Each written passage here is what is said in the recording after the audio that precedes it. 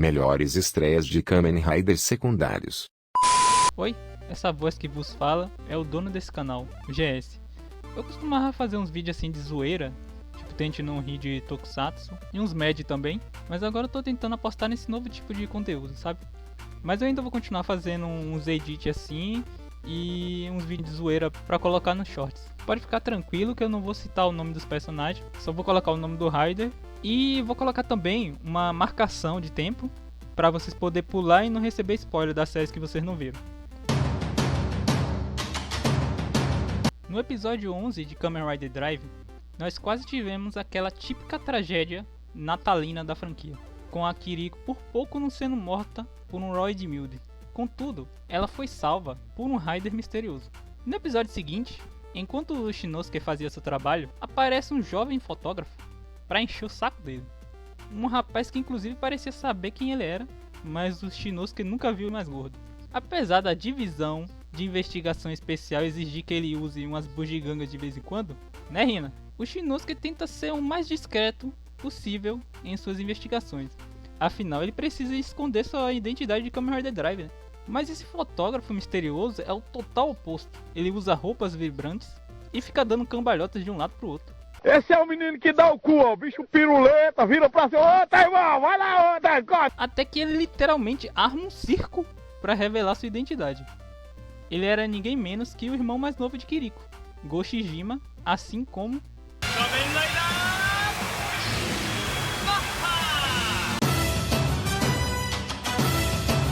Ryu Terui, o novo superintendente da divisão de investigações de crimes paranormais do departamento de polícia de Futo.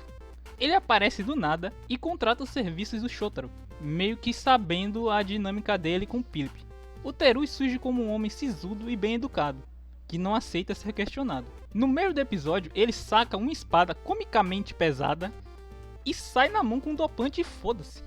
Até que ele revela já saber a identidade do Kamen Rider W. No clímax do episódio 19, o Terui segue a voz de uma mulher misteriosa e a gente vê, junto com ele, um raio caindo do céu e um driver surgindo no local da queda. Aí o cara simplesmente cata o driver e sai arrastando aquela espada mais pesada que a sua mãe até onde o W tava lutando com o dopante. Axel! Shin! Fato curioso, ele fala Ren pausado e o Shin assim rápido para simular um motor pegando no tranco, como se ele estivesse acelerando. Logo no primeiro episódio de Kamen Rider Gavi, nós somos apresentados ao Hanto. Ele é um jovem e simpático jornalista, que carrega o trauma de ter visto sua mãe sendo sequestrada por um monstro quando era criança. A gente vê que ele é um cara alegre e tem esperança de reencontrar sua mãe. Porém, seu otimismo é quebrado quando ele conhece um cientista deveras oportunista e pouco ético chamado Kenzo Suga.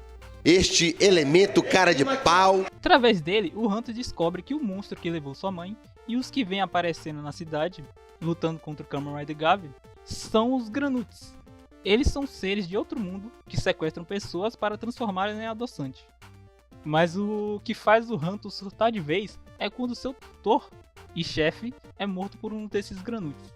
Então ele permite que o Suga transplante um órgão de Granut nele, numa operação sem anestesia, apenas para poder se vingar.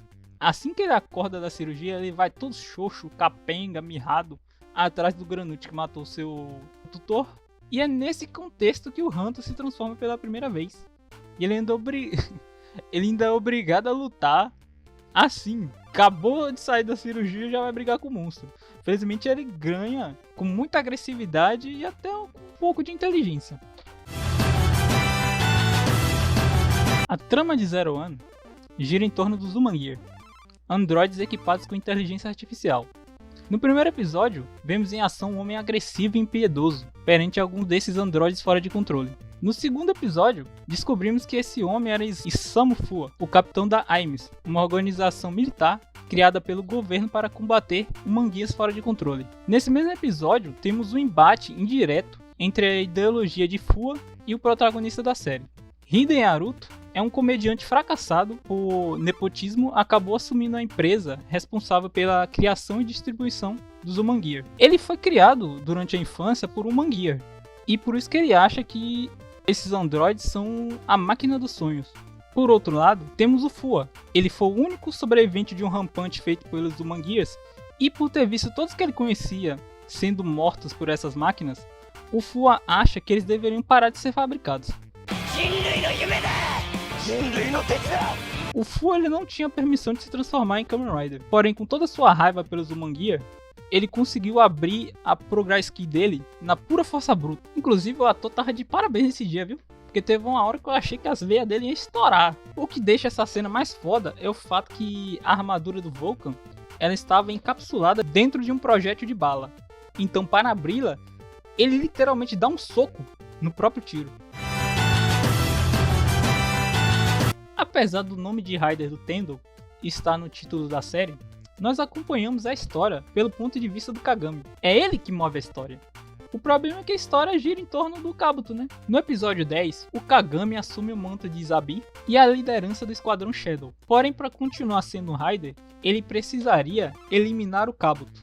Após um breve confronto com ele, o Kagami acaba desistindo do Izabi, pois naquele momento, o respeito que ele tinha pelo Kabuto, no caso o Tendou, era muito mais importante do que ser um Rider. No episódio 21, o Kagami vai parar no meio de um ninho de worms, que ficava dentro de uma fábrica, conseguindo escapar de lá com a ajuda de um garotinho, que acabou ficando para trás. Como nós sabemos, os worms são capazes de imitar e copiar as memórias dos seres humanos, então era muito provável que o garotinho era uma dessas criaturas tentando manipular o rapaz. Ainda assim, o Kagami tenta domar o Gataki Zector para se transformar em um novo Rider, mas acaba sendo brutalizado pelo robozinho Besouro. Mesmo ferido, sem Zector e com todos avisando que o garotinho provavelmente era um worm, Kagami resolve invadir o ninho dos monstros apenas para salvá-lo, sendo que a fábrica estava prestes a ser destruída pelo governo. No final, aquela criança, o Makoto-kun, era realmente um worm, e foi pelas patas dele que Arata Kagami morreu.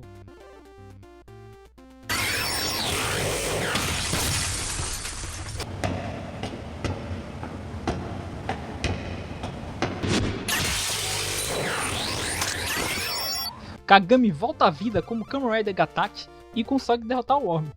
Porém, em vez de finalizá-lo, ele abre um buraco no teto e entrega uma luneta para a criatura. Kagami queria realizar o último desejo da criança que o Worm copiou, que era ver um arco-íris lunar. Porque para Kagami, os Worms podiam até tirar sua vida, mas nunca sua empatia. Espero que tenham gostado desse meu primeiro vídeo nesse formato. Comentem aí qual desses debuts é o seu favorito. E se não for nenhum, comentem aí qual é o seu debut favorito de Kamen Rider, ou então o pior, que aí eu posso fazer outro vídeo ou uma parte 2. Dito isso, até a próxima.